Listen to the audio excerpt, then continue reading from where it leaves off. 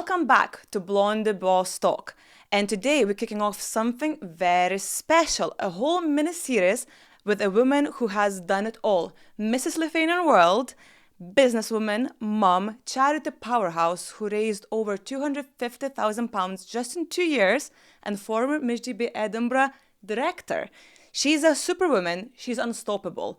And yes, guys, please welcome Veronika Walker.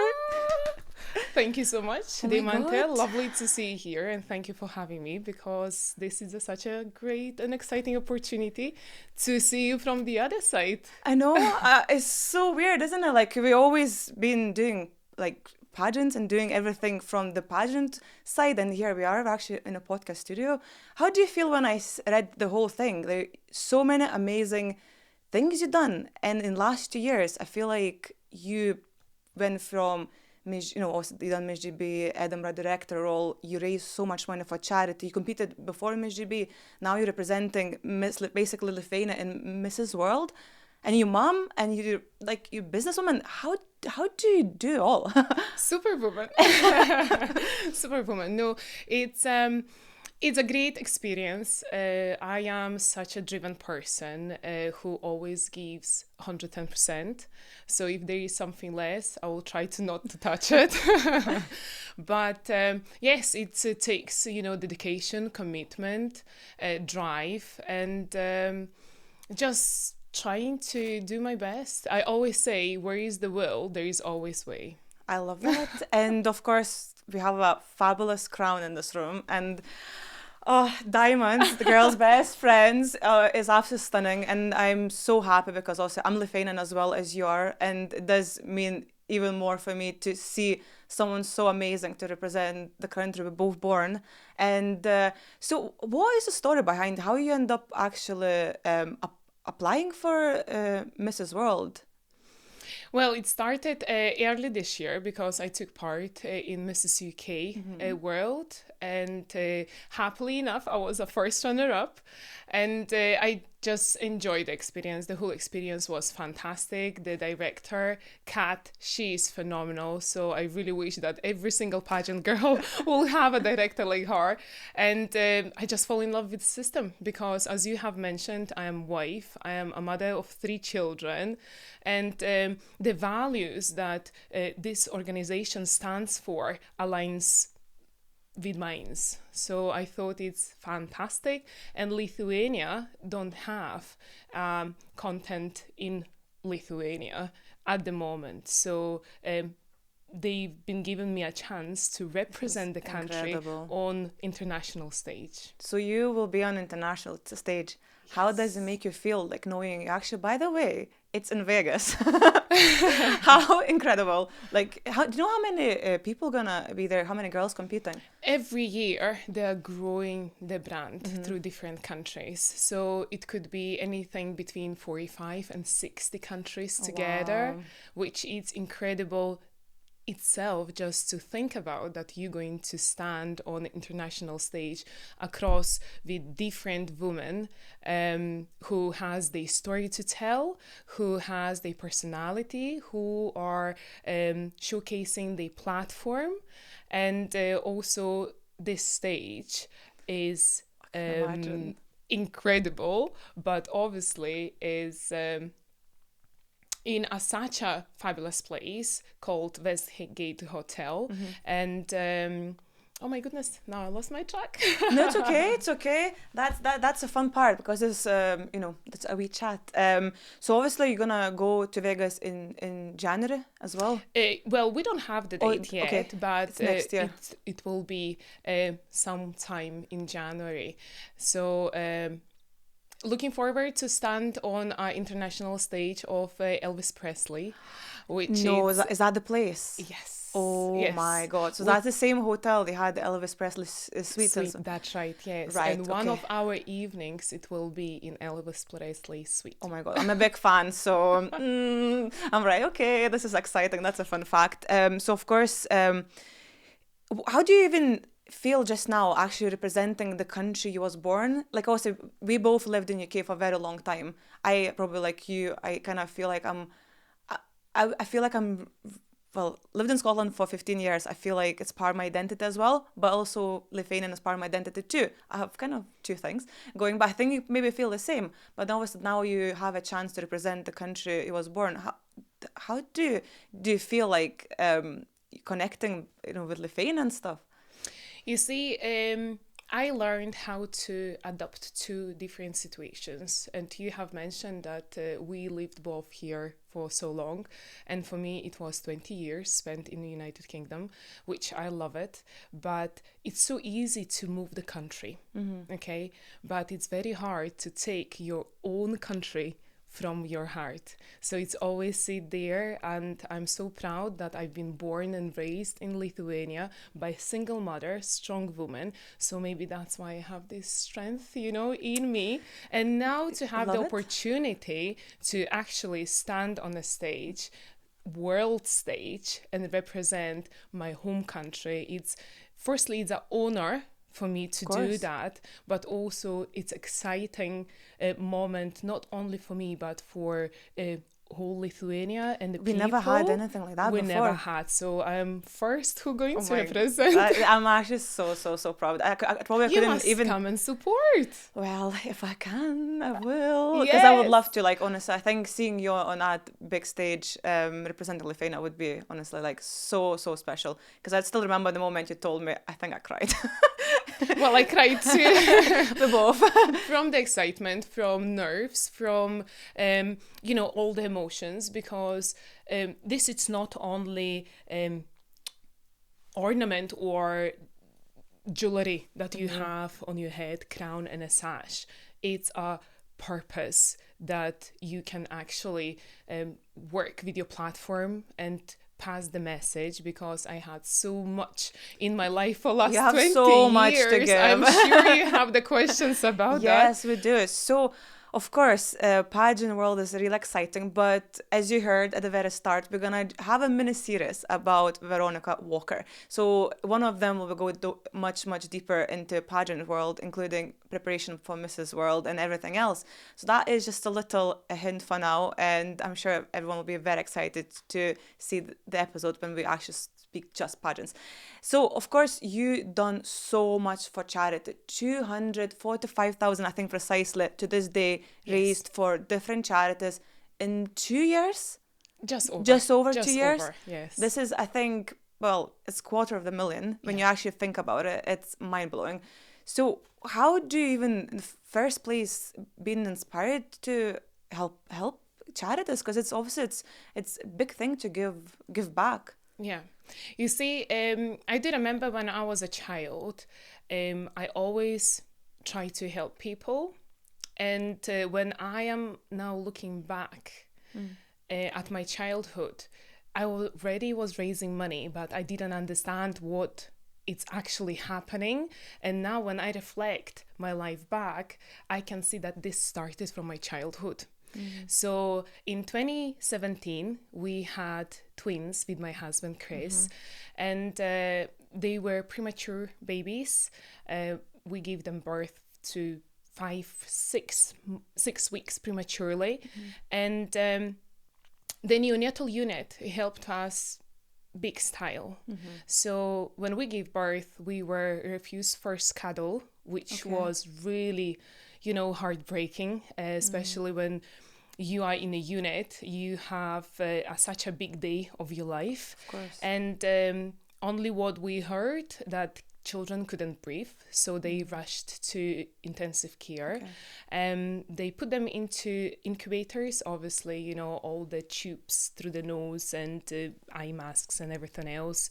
It's not easy to watch, but it was a necessary period for us to go through, and especially just for a good of the babies, just to make sure that they're healthy and they're going to be happily discharged in a I hope short period of time.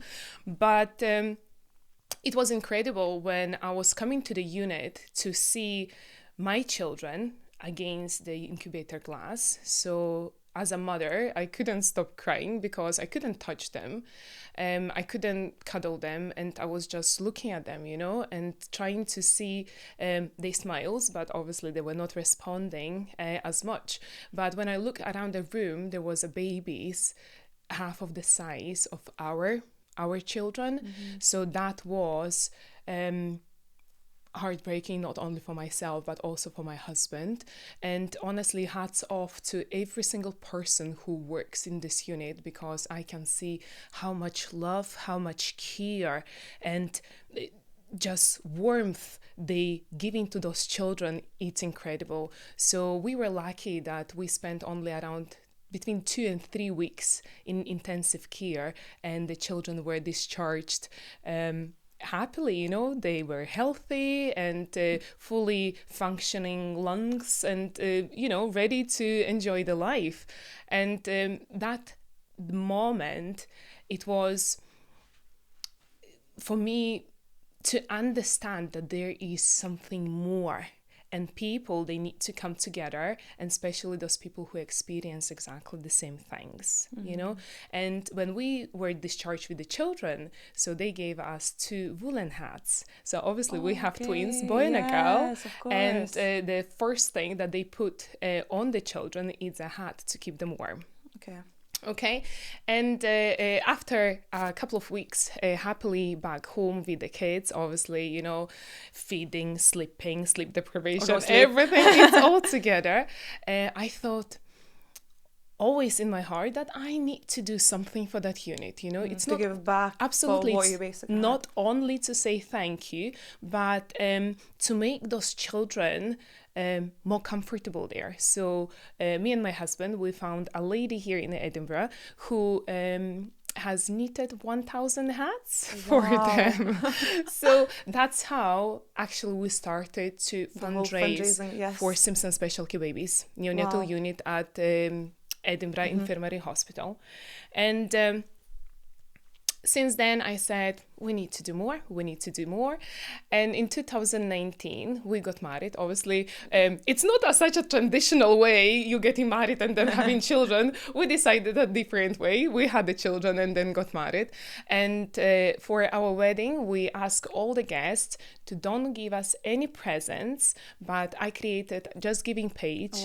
And any donations were welcome. You know, anything from £10 to £200.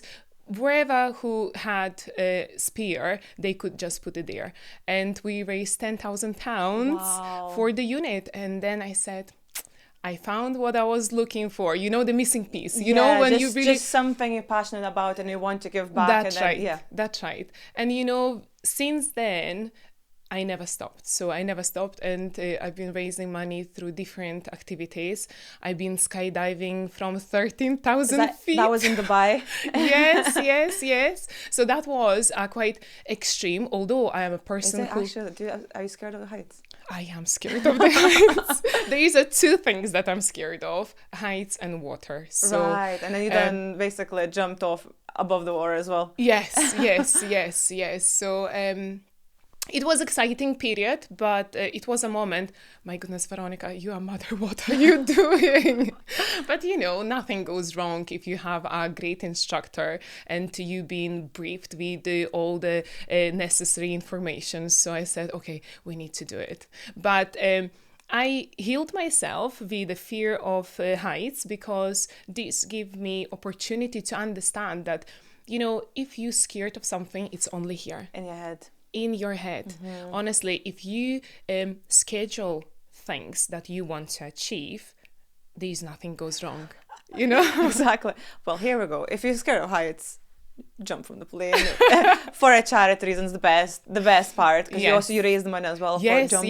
My goodness, from that jump we raised I don't remember now, 1,500 or 1,700 pounds. Oh my God, that's amazing. Yes, it was incredible. Yes, because also that was big fear for you to face, and then also raising money for charity. Yes, and I knew that I need to put myself into parameters that I'm engaging the other people, so I don't like people to be left let down by me, although it's never happens, but that is the case. So then I thought I need to do it. It's not only for myself, but also for a charity and for people who trusted me, you know, who put these pennies into a kitty for a great cause. Because you had to do it at this point? Yes. There's no way back? No way back. No and way especially back. not from Not 30,000 from there. feet. You need to what goes up needs to go down, isn't it? Oh my goodness. But that is incredible. And of course, that was one of the first couple ways to raise money, and then it was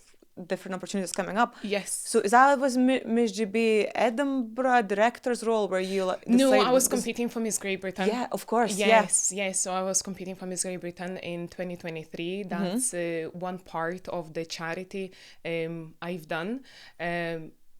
That was for Cancer Research UK. Of course, it's another cause that is very close to my heart. I lost my father to cancer in 2010, and also few really good friends. And that is the way how, you know, we together can beat cancer. Exactly. So there is a few charities that I really care about, and I'm going to just, you know, help them keep on giving. Yeah, absolutely. Absolutely. So of course then we had a lot else going on recently. So because also we had quite a few things going on then afterwards. Of course, you was one of the reasons we met. It was Miss Great Britain Edinburgh because I applied, and then the rest is the history. And then also I met you. And if it wasn't for that, like I would never knew you in the first place. And you would never open the podcast. I know, because that was one of the reasons that inspired me. I was like, what I could do outside the box. And then I was like, right, let's do this.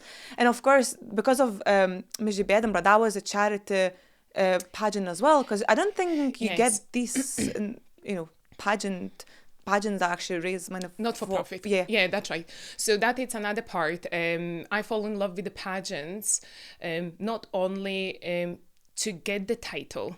I think who is chasing the title, it's not necessarily going to win. So you need to put yourself a little bit into this in more details, I would say.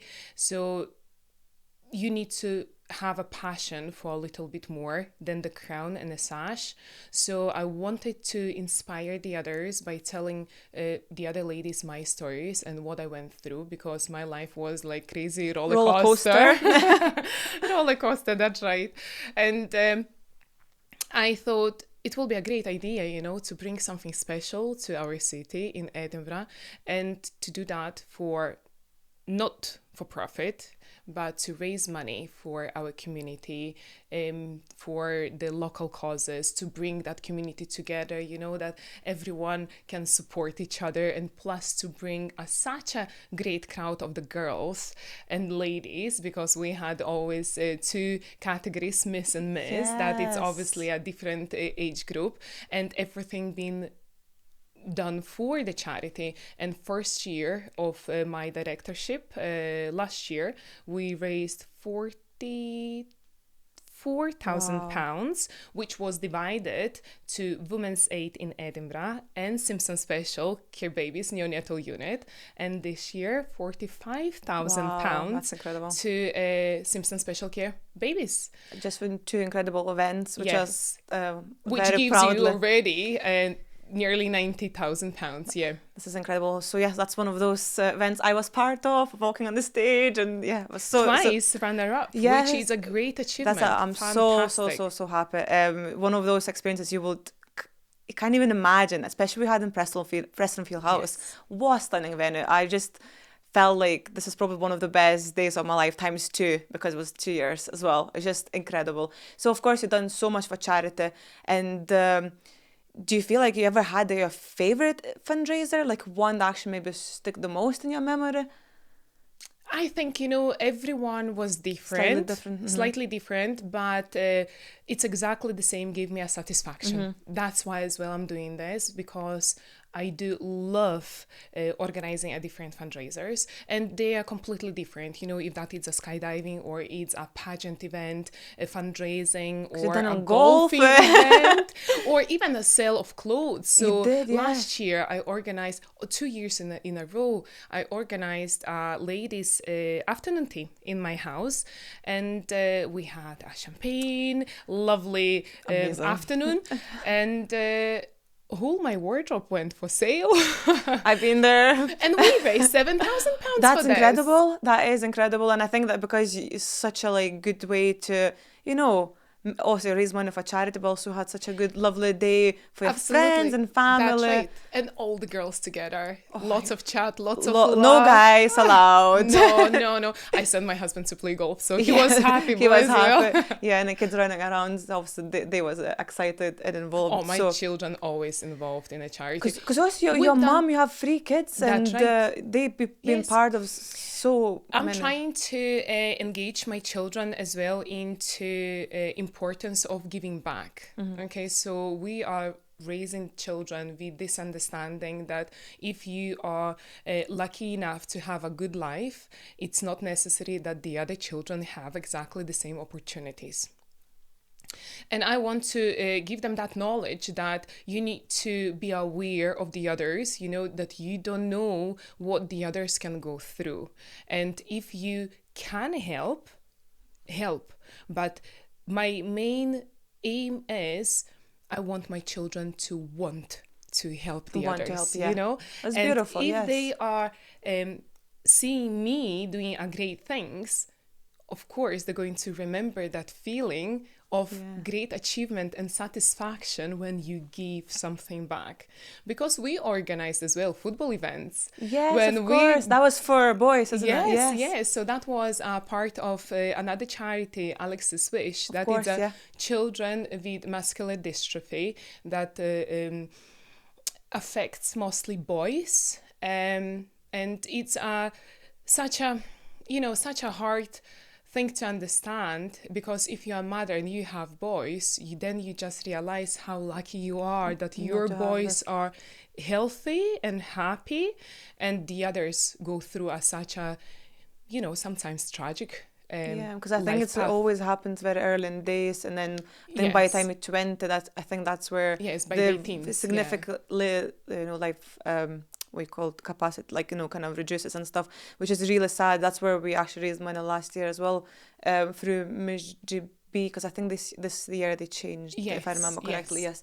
So obviously, like, so many beautiful causes. Also, your kids are involved, because always I see several little ones. One of your ones was helping presenting. Yes, and then Jacob always there, and then obviously Emily, she's always for some pageant stuff as well. And at school, I think they like it. Yes, and at school she was fundraising for Simpson Special Care Babies last year as actually? well. Wow. Yes. That's, I think, good example for kids as well to have, because also you are mum and wife, and also running so many things on the side, like from pageants. You know, you just, I don't even know how you have. I still have 24 hours in your day, and how you manage this, because also you have school runs, you have their hobbies, and I know sometimes we speak and you're like, okay, I need to do this football, this class, acting. It's so much to do, but also you're doing so much at the same time. How do you even manage to do all? You know, Diamante, every success comes with the hard work. Okay, so I am very disciplined and organized person. So my day starts at 5 o'clock in the morning. I know, and especially if I go to bed at midnight, there is not a lot of hours to sleep, isn't it? So, but then what I learned within my system and my body clock, if I am up at 5 o'clock, I'm going to go to the gym. That is my happy space. And while you start your day. That's right. While everyone is still asleep and children asleep before school, that it's my time. You know, that it's my time to recharge the batteries and get myself ready for the day. So I'm just getting the session in the gym first thing in the morning, then shower change, and I am ready to get the kids up rock and and roll. organize everything, snack boxes, water bottles, backpacks, and we off to school. And then after school drop off, I have the whole day. Yeah, so true, my actually. day starts 8:45. Instead doing everything and then going to the gym, then your day is half shorter. Yeah, true. Actually, yeah. So then the whole day, if you will think about this, you have 12, 14 hours. My goodness, you can move the mountains for this amount of money for this amount of time, So that is absolutely. It's very important to have a schedule as well and try to recognize where you can waste your time and where you can gain the time. Scrolling social media, maybe that is not the best point Everyone's to achieve. unfortunately sometimes is like, I do get in that. You know what? Sometimes you need to have that. Sometimes you need to sit down on a couch and have a glass of wine or a glass of champagne or a glass of cup or a tea or anything you want, and sit down, just switch off and scroll that social media or read a book, or because sometimes we need to do that. But if you have a bigger plans, if you have aims and the goals to achieve, you need to just prioritize the things. Do you ever have like a day where you're like, no, not today? I need a break. I need to relax. I need to chill. I'm burned out. Do you ever feel like that? Or every so often, right? Maybe would you feel like, nah, to be honest, you can't really do that when you have a kid. You can't be like, nah, not today, guys. I'm not taking you to school. You know what? I'm not waking up at 5. Well, mother never has a day off. No, true. Never. As people say, small children, small problems. They're growing up. They're going to be a bigger problem. So mother never had a day off. But obviously, sometimes I'm feeling tired. But I'm trying to relax when I am not around the kids. So if they are asleep, I have this couple of hours, and then I know, okay, I worked hard. I've been up from 5 o'clock in the morning.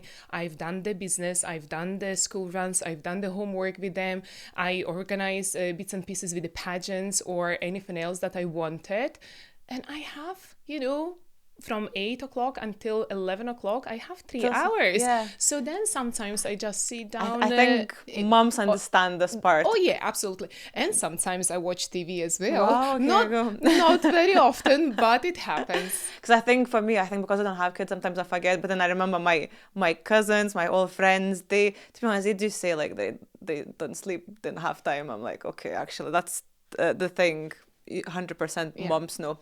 And for example, obviously you was running Miss GB Edinburgh at the time, and then you had so many events to plan. There's so like almost galas because they look like it. So much to put in a day, and also events like that, they take so much time, so much energy. Like, how did you manage obviously to juggle? Because at that point probably was so much going on. It's way harder than probably any other, maybe even now, because now also you're busy, but probably it's different busy compared to that time. Right. I know it was a lot going on. When you're organizing such a big event of 250 and 300 people, so the pressure, it's real.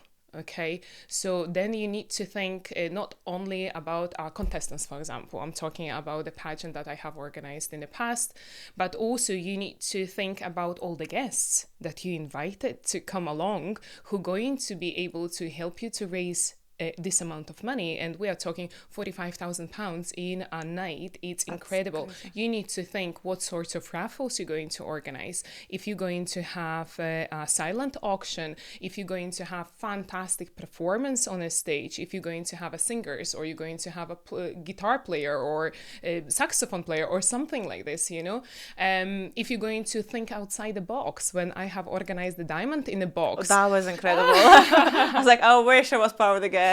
I know, and this is all the things that it's done behind the scenes.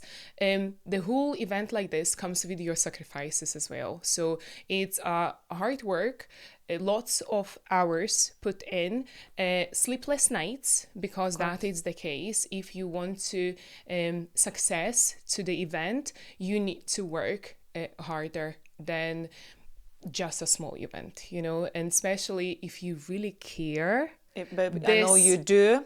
Then a whole heart goes in. Yeah. Yeah, absolutely. And then you need a holiday afterwards.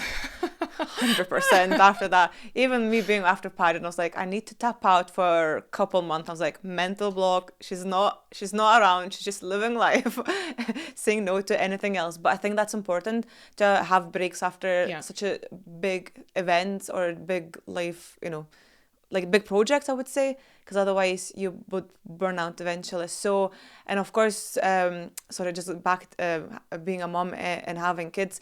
Do you think, obviously, how old are they now? Well, Jacob is 12. He's Okay. going to be 13 in January, and twins going to be 8 in October. My October goodness, already, 8 years old already. That time flies, and I then of know. course, full house, almost half of the football Yes. team Yes. keeps you busy. Do they ever, when also they come to events, and then do you think they at this age where they understand exactly how much you put in work? Because also like maybe Jacob is a bit older, so maybe he sees it from different perspective than the younger ones. Do you think they understand how much mom works and you know how much you give back, and or do you think they still look quite young I maybe? think the twins are too young because they just enjoy the big show put in on the day. Of course, they see me working, at the computer or doing the phone calls, emails, anything like this. Sometimes they say, Mom, how long are you going to be? Can you come and play? Which I understand, if I spend already the whole day working, that is a time for me to stop. I'm putting everything aside, and then that is my time to spend with them, because I can't take motherhood from them, even if I have a bigger plans for the charity events or anything like this. So I need to as well stop and understand that I am a mother, and I And they are need to priority. give my time as well to them the same way how I'm giving the time to my husband, and doing charity events and pageants and everything else. So that's why in my life, to be disciplined and very organized is a crucial point. Yeah, I 100% agree with that. Also, just wanted to ask one more question, maybe more back about pageantry and stuff, because we also spoke about the, how much you actually done, when how much you give back, and a lot of times you see, public who doesn't know pageants that well, maybe they have that old-fashioned view. Also, back in the day, pageants was completely different, especially in America. Yeah. You had, measuring basically your waist or whatever else. It was different, and always the pageants also maybe had some kind of certain look. When you say, oh, pageants, and like, okay, pageants, what do say to people when someone's like have that old fashioned look into pageants, where how much amazing things goes into it? Well, I would just invite them to one of the pageants across the country, and for them to see it, because when they hear about them, maybe the perspective of their understanding, it's not changing so much. But if actually they see all the ladies on the stage who are now different heights, different shapes, different weights, different hair color, with different facial features, this called inclusivity, so everyone is welcome. And I had so many friends who came over to my pageant where I was competing, and they said, oh my goodness, Veronika, I didn't realize that actually there is difference in all the ladies. And I said, that is the beauty of this. It's not necessary you need to be the most beautiful in a room, but it's also what you can offer, what you can bring to the table, how you engaging with the community, what else you do towards success, not only in the pageant but outside as well. That is a whole package. It's a whole package alone. 100%. And I think that's a fun part. I think a lot of people, when they have one perception and then they see it and then they're like, actually, it's different than you would probably ever imagine. Because I done not long ago the whiskey event with my Yes. friends, and it was whiskey rooms, beautiful venues. So we had like ladies only event, just whiskey and ladies, which was fabulous. What I liked the most, that the girl initially, when she suggested to her, to their boss, and then other girls who was running that actual tasting, Eleanor. And then basically she was, so there is a pageant thing, and she, about me. And then everyone's like, pageant? And she's like, no, but it's completely different than what you expect. Honestly, it's just inspiring. It's lovely people. Because she came to our event in Tiger Lily. Me and Nicola organized it. Yeah. And I think she was like, pageants are different when you imagine, because all girls are so lovely, and then it's all good causes, and it's all exciting. So I think that even made me think, oh my god, someone who was around it and seen it, and then they may actually have a really Absolutely. good feedback. That's right, because then they're going to say, oh, nowadays I'm in my 30s or 40s, I can do that too, and I don't need to be 90, 60, 90 in all appropriate places. Everyone is welcome, and also for me it's such an inspiring thing about pageants when the ladies dare to share these stories. Lovely, yes. Because for so long, some of them maybe they carry something in their heart and they were not prepared to share, or they thought that someone going to laugh at them, or they were not comfortable to talk about this. But a pageant community will bring you together, that womanhood and friendship, it's actually there. Some people, they would say it's everything for just to show up beautifully on Instagram pages or websites or in any sorts of podcasts or TV, but it's actually not. So the ladies are real ladies there who want to be supported by the other woman, and it's very important for them, exactly the same for us as well. Exactly. So we share the stories, and I never even thought that I'm going to be able to share the story from my past as well, which is one of the reasons I started pageants. So that it's, it's incredible. And I'm so proud of every single woman, of every single lady, no matter of age or stage of life, that they stand strong and they dare to share their the stories story as well. Yeah, absolutely. And also, you made so many friends. I feel like you did make a couple of friends during your pageant life the last 2-3 years. Because also, I think that's another thing. The friendships, they come, and then you're like, wow, I didn't know I needed that person in my life so much. And I can't even think how my life would be now if I didn't have those girls. Did you have that chance as well to connect to some lovely ladies? Absolutely. There is no a certain thing that you're going to have every single girl that you've been competing with or part of some event that they're going to be your friend for life. No, it's not going to happen. But even if you're going to have, between 2 and 10 friends from all the events that you entered or attended, you are the winner. You are the real winner, because the friendship and the womanhood, it's really important.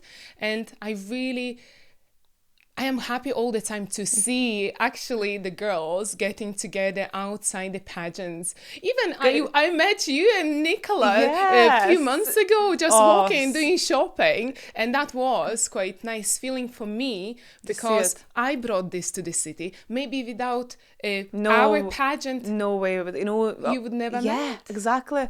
No way I met Nicola or even Frankie. And then some girls you meet and you're like, okay, if it wasn't for pageant, no way I had those friends in my life. And then they one of the kind of key friends now, and same with you as well. So that's another one. Yes. And of course, I think that brings like so much positivity, like to the whole, I think, experience as well.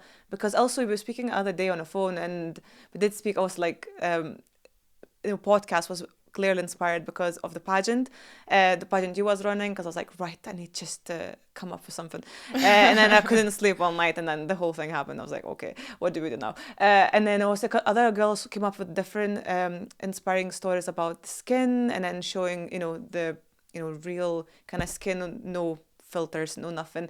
And then also there's so many inspiring stories behind, and also that must make you feel so like nice in your heart and in your soul, thinking that those girls came to you when you was running, was director of Miss GB Edinburgh, and then they got inspired obviously by each other, and then obviously successfully doing their causes. That's right, because every single lady has this something inside, and such a big potential, but they don't know how to unwrap that, and pageants, what they they give you this confidence boost, you know, they teach you art of self-acceptance, which it's incredible to see. And every single time I see the newbies coming in for the first time, no matter of age or the category they're going to enter, or different not platforms but different brands, and it's incredible to see how after a few weeks being part of the pageant, they say, oh, I can do that. Absolutely, yes. So that it's incredible to see. And as you said, even in Edinburgh, there is a plenty of fabulous girls who've done something extra. You know, they went with the extra mile. Yeah, I think even like thinking now back, I remember last year I was like, how do you even raise money for charity? But even like that kind of feeling, how to put yourself out there to even do something. I was like, ooh. And I was like so happy. And I think I raised like maybe £900 last year. I was like, whoa, this is crazy because I've never done it before. But I think this year? And this year was 1,700, which see? It's just incredible. Absolutely. So, and I think, well, and now in my life I organized the event, and then that's another thing. Like when you end up seeing someone else showing it's possible, which you did, you're like, I think we can do this. And then also me and Nicola then done Ladies' Day with Tiger Lily and Tiger Lily Boutique, which was like, again, like probably one of the favorite bars in Edinburgh, and an amazing brand I always knew from back in Aberdeen. And I was like, oh my God, they all connect. And then you also make connections, and you speak with those, brands or people behind it, and then become friendly. It's just interesting, and it becomes so much easier as time goes on. It doesn't look so scary. It was scary, like thinking about, wow, you need to, whoa, how do you do this? Like event, this is but crazy. It's all about knowledge. And then it gets easier and easier. That's I think when you try it, and then I think this is another thing actually inspires young females, because I think when you're young, you just don't know exactly what you want. Sometimes maybe you do know if you're lucky, but sometimes maybe, I don't know, maybe you could be shy, maybe people get bullied at school. There's so many different things I think go when you're younger. And then I think I found it like pageants really push you to the right direction if you have the right organization who, also your values have to go in line with what they support and stuff, because there's so many different pageants out there. So yeah, I think I didn't even know life about pageants, because also you was 18 when you won Miss Vilnius, is that 16? 16? Oh my God. 2005. 2005 when you're 16. Yes, 20 years, and now Mrs. Lithuania. Oh my God. Who knew? I know. There is supposed to be something out there written down. Something written down in the stars, because when you say like you from Vilnius, which is capital of Lithuania, and then you was crowned as Miss Vilnius in it was when you 16, and then who could think that the actually title that didn't exist, part of Mrs. World, became and found me. And found you basically. It wasn't thing in Lithuania, which is even more, I think, special. Okay, so of course, back again to the pageants, I wanted to ask as well, obviously we have different rounds when we are on stage, and probably different pageants we have different rounds. What is your favorite one? Well, that is a tricky question. I think all the rounds, they're favorite, but the most favorite, swimwear. Same. Are you the same? Yeah. I think then it's the feeling. Even I am a mother. Obviously, you are dressing up appropriately, of course. And the swimwear gives you that extra power. Yes, I can do it. I am 36, looking good. Happy birthday, belated birthday, by the way. Thank you so much, thanks. Now I'm 36. Actually, a few days ago, I was thinking, is that it's a 35, 36, 37, 36? No. Still so young. 36. 36, I found my golden middle. But yes, swimwear, it's fantastic. Because when you go on a stage, obviously there is very little that you are covering yourself with, unless you have a full sarong or a cover up, but it's a kind of a self-confidence comes out from within you, which is incredible. And obviously the evening gowns, everyone wants to look like a princess on a stage. That one is a good one, because I think it's like it's slow music, and you walk and then glide. But I think bikini is in a way, we've never done pageants before. I think it feels like scary part because technically, like, oh my God, I mean, heels, bikini, oh my God, there's lots of people. But then weirdly, it's most inspiring and you feel like you're very comfortable in your own skin and just the power comes within and you're like, oh my God, this is. And there is the feeling that actually you're happy with yourself. You know how the girls, they look at themselves and say, oh, I don't like this about me, or I don't like my hips, or I don't like my tummy, or anything like that. After that round, you say, actually, I love myself, you know? I'm happy with myself and I'm happy who I am. And I feel like most girls say the same. Yes. Even though yes. everyone terrified sometimes, especially for your first pageant, you're like, oh my God, I'm gonna go on the stage. Yeah. And how do I even don't freak out? But then it is amazing. And also the long dress and obviously the slow music, beautiful gowns, they are stunning as well. I think all the rounds, they're Yeah, going to they be my have favorite. something different, isn't it? So of course, like I really can't wait to discuss more about Mrs. World, but unfortunately, that's gonna be next time, or one of the times we're gonna record the episode. And of course, you probably are prepping for a lot just now. Yes. There is a lot of secrets in the box Absolutely. that is not gonna be told. We're going to unwrap them one at a time. one at a time, and we're actually so excited. And I thought, like, we had such an amazing chat, touched a bit of everything. And I think what we're gonna do in the future, we're gonna have a different episodes, maybe diving more deeply in individual things, like even your childhood, your the teenage years, how you moved, because I know that story is inspiring, and we can leave that for another time as well. And different things we can actually just go through, and I think maybe people might have more questions as well, and we can just see where it takes us. But I think to end this fabulous episode, I thought it would be amazing to ask you the question: if you sit here with your younger self, someone who was 16, that Miss Vilnius, what do you think she thinks, or how she would feel like seeing you today after that whole amazing 20 years of journey? What do you think she would say to you? I think she will say, I knew you're going to do it. Love it.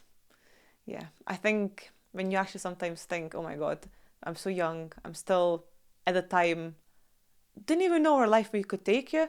And then when you look, ahead, and you're like, okay, that made sense. The whole journey made sense. So absolutely. And also what I learned,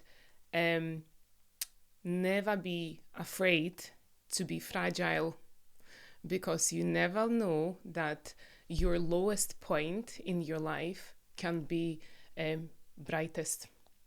Yeah, that is a very good way to say it, because I think I always think in my life, when anything happens in your life, and it's always a reason behind, because there's always bigger reason and pushes to direction. Yeah. For full potential happiness. Well, on this note, thank you, Veronika, for being here today. Blondie Boss Talk. It was absolutely incredible to have you here, and yeah, we'll see you back very soon. Yes, absolutely. Looking forward to that. And until then, ciao, guys.